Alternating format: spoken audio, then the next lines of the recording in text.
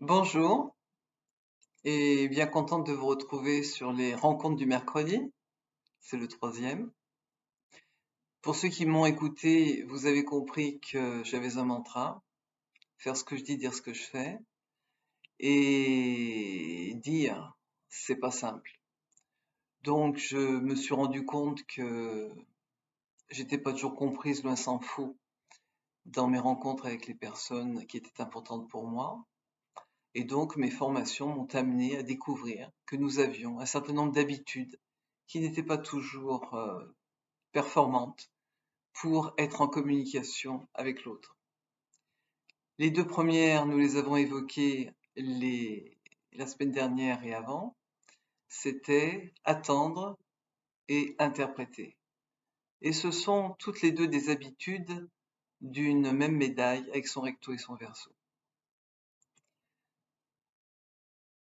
Nous avons une croyance, c'est de croire que lorsqu'on est dans l'amour, on se devine sans parler. Pas besoin de demander. L'autre, parce qu'il nous aime, il sait ce qui est bon pour nous, et réciproquement. Et donc, nous attendons que l'autre exprime notre besoin. À l'inverse, l'autre aussi n'exprimant pas son besoin, qu'est-ce que nous allons faire? Nous allons interpréter son silence, peut-être par une tonalité, une manière de nous regarder, qui va nous faire dire, ah, là, je sens qu'il a besoin de ça. Et on va le lui procurer. Comme on est dans une relation toujours d'amour, l'autre ne va pas dire que c'était peut-être pas forcément ce qu'il avait désiré, qu'on s'est peut-être trompé, il ne le dira pas.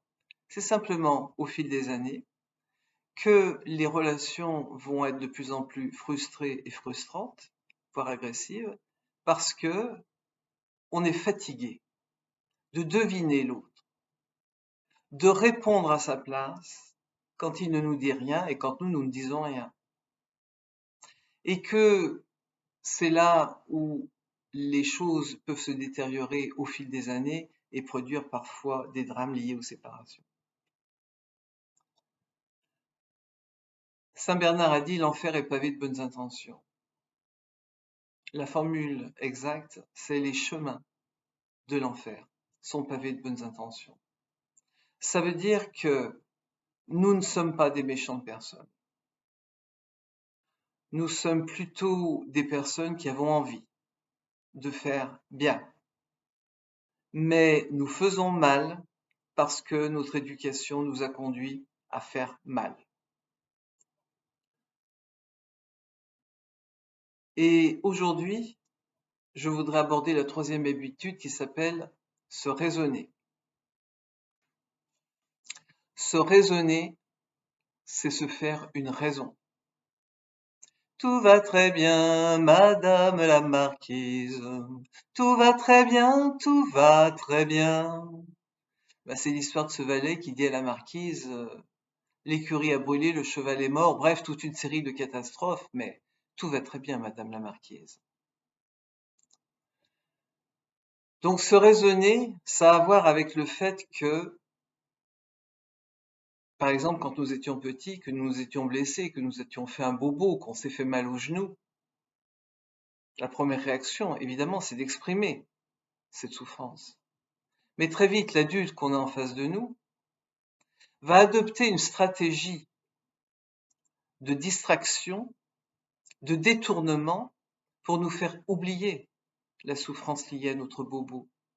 Et que là où nous avions dans le ventre, qui est notre deuxième cerveau, une alerte dans le fait de nous dire attention, j'ai mal, cela a été déporté sur le mental dans le fait que le mental nie que nous avions mal, puisqu'il y a eu cette stratégie de détournement. Je vais donner un autre exemple dans une vie d'adulte. J'ai une amie qui vit avec quelqu'un qu'elle aime, ils s'aiment, et quand il leur arrive d'aller au restaurant, il a jamais son porte-monnaie sur lui, son portefeuille sur lui. Et donc, elle est souvent dans l'obligation de payer à sa place. Son instinct, son émotionnel dans son ventre lui fait penser, c'est pas possible. Comment puis-je aimer un homme qui a des oursins dans les poches?